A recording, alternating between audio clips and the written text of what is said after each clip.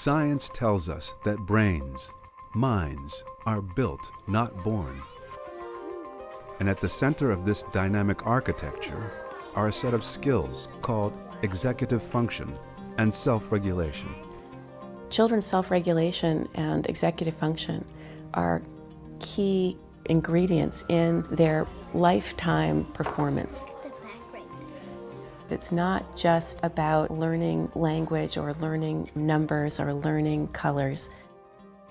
We have to be able to work effectively with others, with distractions, with multiple demands. These actually are skills that contribute to the productivity of the American workforce.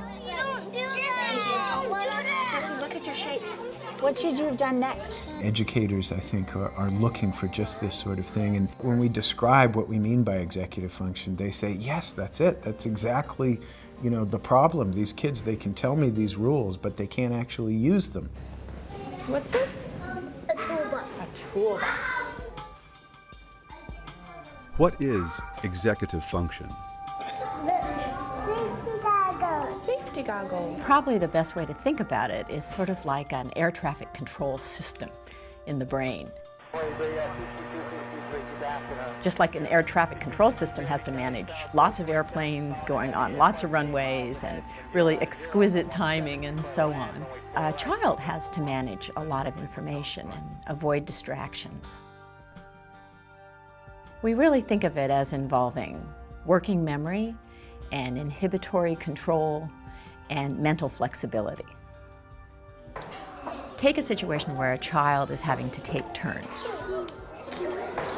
So first of all, the child has to have inhibitory control. The child has to be able to stop whatever he or she is doing and let the other child take a turn. Cute. But when it's your turn again, you also have to remember what it is you're supposed to be doing. So that pulls on working memory. If the children who are taking the turns after you do something unpredictable, you have to be able to adjust what you're going to do next. And that requires mental flexibility. Children who are struggling with these capacities often look like children who just aren't paying attention, or children who are deliberately not controlling themselves. If you don't have self-regulation, you act out and the teacher puts you in timeout, and so then you miss part of the learning that's going on, and then you are more upset because you're behind, and so you act out, and so you get this downward spiral. How does executive function develop? 7. And plus 4. In little children, and even in the infant and toddler years, you begin to see the roots of executive functioning skills. What's going on in our brains is unbelievably intricate and complicated.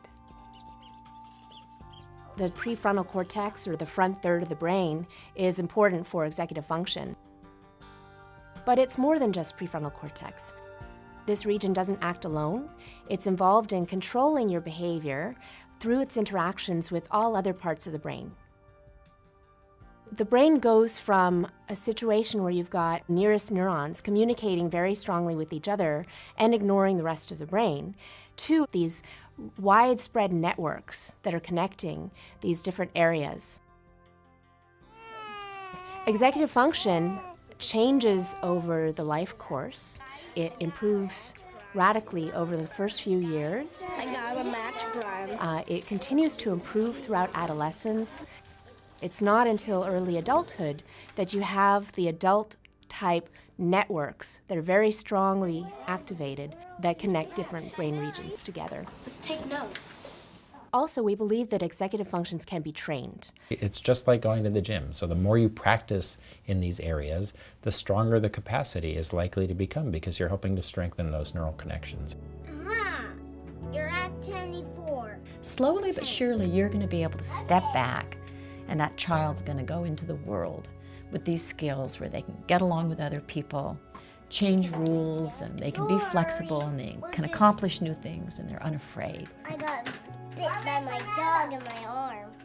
Oh dear. If we don't learn these skills, During the childhood and adolescent years when they're coming online, we are really ill-equipped as an adult to hold a job, to maintain a marriage, to raise children, to get along with each other, to basically be part of a civil society.